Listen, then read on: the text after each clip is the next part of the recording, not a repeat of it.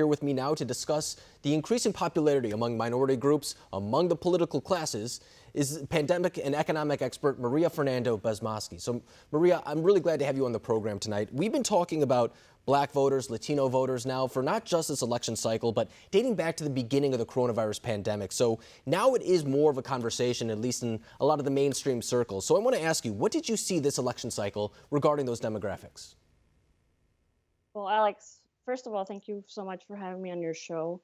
You're right that the pandemic disproportionately affected minority groups. The Latino American population, Latinos, Hispanics, Afro-Americans, they were disproportionately affected by the pandemic and by job losses. This election cycle, we did see a turnout, a greater turnout for President Trump in Florida, and surprisingly in Miami County, which went for Hillary Clinton in 2016 and now went for Donald Trump in 2020. Now, why is that? Well, I do think that President Trump understood that the Latino vote is not monolithic, and that there are different subsections of that vote. The Latino electorate in Florida is a third Cuban Americans, and so the rhetoric of socialism and his tough stance against communism and dictators really struck a chord with that segment of the population. And I'm so glad that you say that they're not monolithic, because I think that in the past, for example, a lot of times these demographics were just assumed to be a Democratic guarantee vote. And to the point where I feel like there was no longer competition over getting those votes because it was so assumed. So I am glad to see that at least now the Republican Party is putting more of an emphasis on this because, as you were saying, I mean, they're disproportionately affected by the coronavirus pandemic, things of that nature, because there's just not much conversation surrounding those interests. And when you mentioned President Trump, he was very successful in bringing out Latino voters in a state such as Florida, but he didn't have that same success necessarily in a state like Arizona. And is that just a testament to the idea that Latino voters are not monolithic, as you were saying?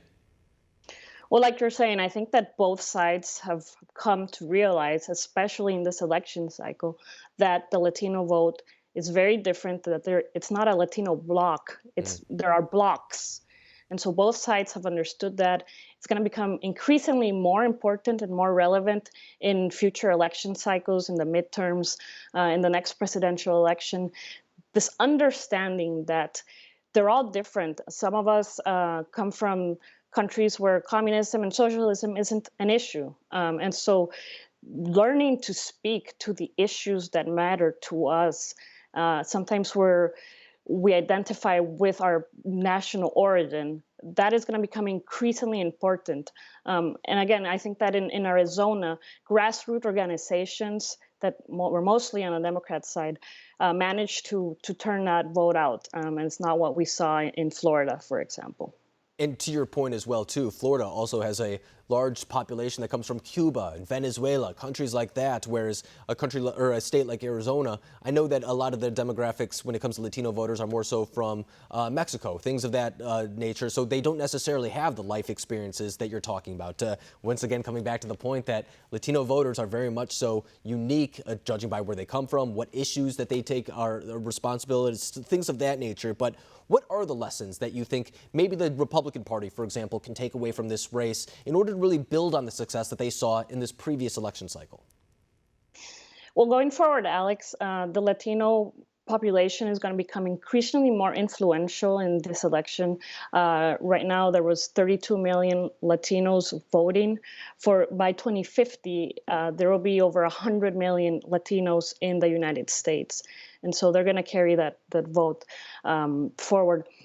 Lessons to be learned, that there are more than one issue that Latinos care about. Climate change is really important to Latinos that have been forced out of their country for other reasons, but that now, for example, don't want to be forced out of their second home because of an issue like climate change. Trade, jobs, and immigration are also important issues to Latinos. So going forward, taking into consideration that there are many points of view and interests and priorities for the Latino voters will be important for both parties. I think you're exactly right. And when we look at a state like Florida, as you very astutely pointed out, I mean, it could have been the Latino voters that put President Trump over the hump, the same way that when you look at a state like Arizona, maybe it's the Latino voters that are going to result in President Trump falling just short of winning that state as well. And I think that this conversation even becomes so much more important when we look at a state like Texas, acknowledging the fact that it is moving more to the left. And if the Republicans don't reach out to the voters there, they might not have a path to victory in future election cycles. So I think this is an important issue for them to focus on now in order to make some gains in the future as well. But Maria Fernando-Bosmoski, I really appreciate you coming on the program tonight, breaking down these demographics and really what both parties can learn from them. Thank you.